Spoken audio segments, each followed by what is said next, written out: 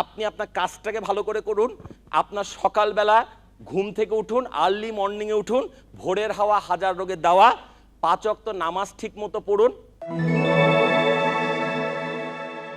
পৃথিবীতে billion billion উদ্যোগ নেওয়া হয়েছে, কত উদ্যোগ নিয়েছে, কত লোক কত স্বপ্ন দেখেছে, সব স্বপ্ন বাস্তবায়ন হয়নি, সব কোম্পানি দাঁড়ায়নি, বা যে কোম্পানি দাঁড়িয়েছে প্রথম বছরে অর্ধেক শেষ, 5 বছর পরে 1/3 শেষ, এইভাবে দেখতে দেখতে দেখতে দেখতে দেখা যাবে 10 বছর 20 বছর পর কোম্পানিগুলো শেষ হয়ে যায়। মানে একটা কথা আছে এরকম, আয়ুব বাচ্চুর গান, এক পুরুষে করে ধন আরেক পুরুষ খায়, আরেক পুরুষ আইসা দেখে খাওয়ানোর কিছু নাই।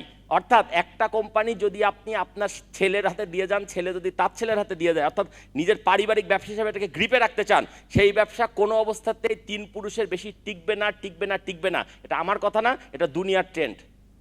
এবং 3 পুরুষ মানে এক প্রজন্মকে ধরা হয় 25 বছর। তাহলে আমি 100 বছর কোম্পানি কিভাবে করতে পারি? যদি আমার ছেলের হাতে দিলে যদি সেটা নাই টেকে, বা ছেলের হাতে দিলে নাই টেকে, কিভাবে করতে পারি? করতে পারি একটাই ভাবে, সেটা হচ্ছে আমি যদি একটা পর্যায়ে আমার উদ্যোগকে আমার বংশের বা আমার উত্তরসূরি হাতে ছেড়ে না দিয়ে বাজার থেকে, ওপেন মার্কেট থেকে সেরা যোগ্য পেশাজীবীকে এনে তার হাতে দায়িত্বটা ছেড়ে দিতে পারি, তাহলে সেই কোম্পানি 100 বছর টিকলেও টিকতে পারে। এবং পৃথিবীতে যত মাল্টিন্যাশনাল কোম্পানি আমরা দেখি, বহুজাতিক কোম্পানি, যেমন ইউনিলিভার, বাংলাদেশের খুব নাম করা কোম্পানি, সারা ওয়ার্ল্ডের অনেক জায়গায় ব্যবসা করে, আপনি খুঁজেও পাবেন না যে এই কোম্পানিকে শুরু করছিল, কিন্তু এটা কিন্তু কোনো না কোনো সময় কোনো না কোনো ব্যক্তির ব্যক্তিগত ব্যবসা ছিল, পারিবারিক ব্যবসা ছিল। তিনি যদি তার ব্যবসাটাকে তার ছেলের হাতে দিতেন বা ছেলের হাতে থেকে নাতির হাতে দিতেন, তাহলে এতদিন ইউনিলিভারের নাম আমরা জানতাম না। আমরা জানছি কেন? কারণ এটা একটা পর্যায়ে এর মালিকেরা বা ওনারা তাদের ব্যবসাটাকে সাধারণ মানুষের মধ্যে ছেড়ে দিয়েছেন, যোগ্য পেশাজীবী। আবার এখানে যদি মানুষ চিনতে ভুল হয়, তাহলে কিন্তু আমার এই কথা ফলবে না, বিষয়টা বুঝতে হবে, রাইট? কোচ কাঞ্চন ভাই অনেক কথা বলে গেছেন, ওনার বইতে একটা কথা আছে, তুমি কাজটা কি করতে হবে সেটার জন্য তোমাকে রাইট পিপুল খুঁজে বের করতে হবে। যদি সঠিক মানুষ নির্বাচন করতে পারেন, তাহলে আপনার ব্যবসা অনেক দূর যাবে। ব্যবসা নিয়ে কথা হচ্ছে কারণ এখানে উদ্যোগের লোক অনেক বেশি আছেন, উদ্যোক্তা আছেন। ভাই প্লিজ জোরহাত করি, রিকোয়েস্ট করি, ব্যবসা বড় না হয় না হোক, দয়া করে ব্যাংক লোন নেবেন না, নেবেন না, নেবেন না, নেবেন না। আমার কথাটা শুনেন, ব্যাংক লোন হচ্ছে ব্যবসার জন্য ক্যান্সার স্বরূপ। ব্যাংক লোন হচ্ছে ব্যবসার জন্য ক্যান্সার স্বরূপ। আপনি কি চান আপনার শরীরে ক্যান্সার বাসা বাঁধুক? চান কেউ? আছেন কেউ? যদিও ক্যান্সারের চিকিৎসা আছে খুব সহজে, তারপরে আমি বলছি, চান কেউ? চান না। ঠিক তেমনি আপনার ব্যবসাটাকে যদি, আপনার উদ্যোগটাকে যদি ক্যান্সার আক্রান্ত করতে না চান, তাহলে দয়া করে ব্যাংক লোন নিয়েন না। ব্যাংক আপনার এখন 5 লাখ টাকা দরকার, দেবে না, দেবে না, দেবে না। এক বক্তা কিন্তু সেই কথা এখানে বলেও গেছেন, রাইট? ওই লুমিনাস গ্রুপের। কিন্তু যখন আপনাকে ব্যাংক 5 কোটি টাকা দিতে রাজি হবে, বুঝে নেবেন যে ততদিনে আপনার পায়ের তলার মাটিও শক্ত হয়ে গেছে। তখন ওইটা নেওয়া মানে আপনি আপনার তৈরি ব্যবসা, কষ্টের ব্যবসাকে ব্যাংকের কাছে দিয়ে দিলেন। এই ব্যবসার জীবনে ব্যাংক থেকে বের করতে পারবেন না। এই কাজ করিয়েন না ভাই, আস্তে আস্তে আগান। আরো কয়েকটা কথা বলি, যদি আপনার ব্যবসা শুরু হয়, সারা দুনিয়ার সব লোককে ব্যবসায় সম্পৃক্ত করেন, দয়া করে বউয়ের কথাই শ্বশুর বাড়ির কোনো লোককে কোম্পানিতে চাকরি দেবেন না। দিছেন তো মরছেন, দিছেন তো মরছেন। বলতে পারেন শ্বশুর বাড়ির লোককে না দিলে সংসার অশান্তি হবে, ওই অশান্তি কম, কিন্তু ব্যবসার মধ্যে ঢুকলে অশান্তি আরো বেশি হবে। না পারবেন সইতে, না পারবেন কইতে। আপনার সফল ব্যবসা আপনার শালাবাবু, সুমন্দি বাবু ব্যবসার 12টা বাজিয়ে দেবে। কারণ একটা পেশাজীবী, একটা চাকরিজীবী যখন বুঝতে পারে আমি অপরাধ করার পরেও আমার এখান থেকে চাকরি যাবে না, আমার শাস্তি হবে না, তখন সে অপরাধবোধ বাড়িয়ে দেয়।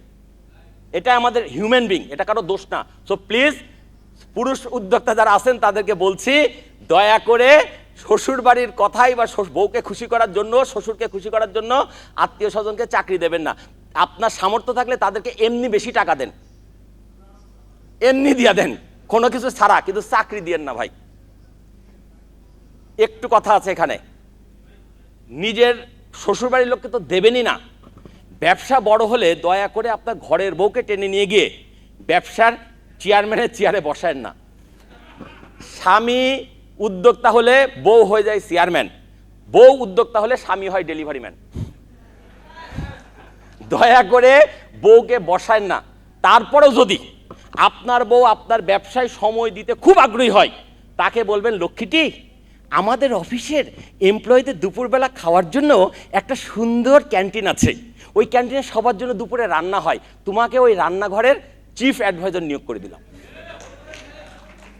বউকে ব্যবসায় ঢুকাবেন না, ঘরের বউ ঘরের লক্ষ্মী থাক, যদি কোনো কারণে ঢোকান সর্বোচ্চ পদ হচ্ছে অফিসের ক্যান্টিনের যে খাবার হয় দুপুরবেলা সব এমপ্লয়ীদের, তার চিফ অ্যাডভাইজার।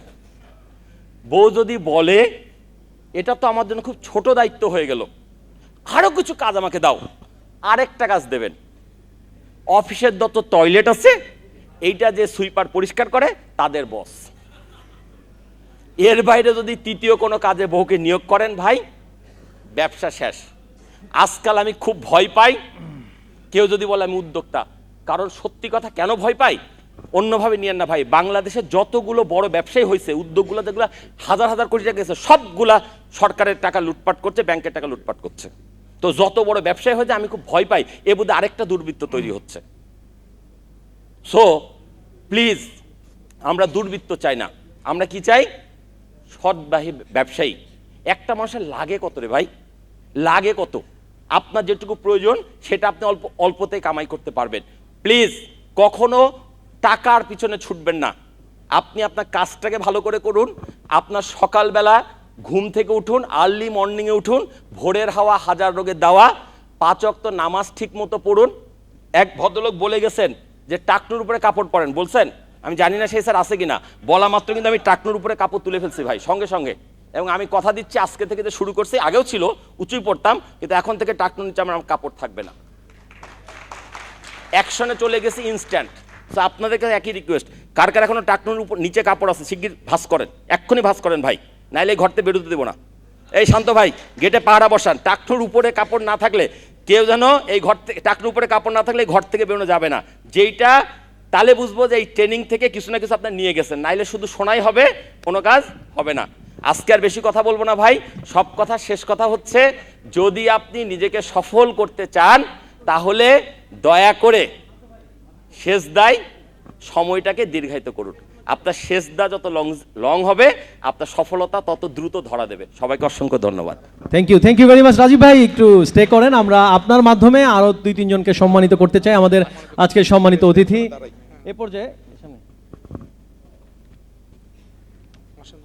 এ পর্যায়ে মঞ্চে আমন্ত্রণ জানাচ্ছি যে মানুষটার কথা এখানে এসে আমি জানতে পারলাম উনি আমার এলাকার মানুষ, উনি আমাকে চিনতে পেরেছেন, জনাব Tozammel Haque Bakul sir, managing director Vertex World Limited.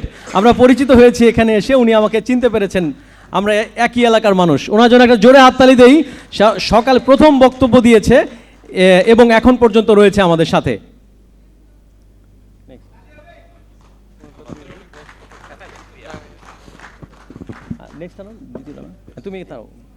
আমরা যে মানুষটা আমাদের এই ফিউচারাইজার্স বাংলাদেশকে এগিয়ে নিয়ে যাওয়ার নৈপথ্যের কারিগর হিসেবে কাজ করছে, সেই মানুষটাকে একটু সম্মানিত করতে চাই। জনাব Nasrin Sultana Bobby, general secretary, futurise youth women's social welfare organisation. Miss Nasrin Sultana Bobby, আমরা একটা হাততালি দিই আমাদের এই প্রিয় মানুষটির জন্য, আমাদের ভাবি।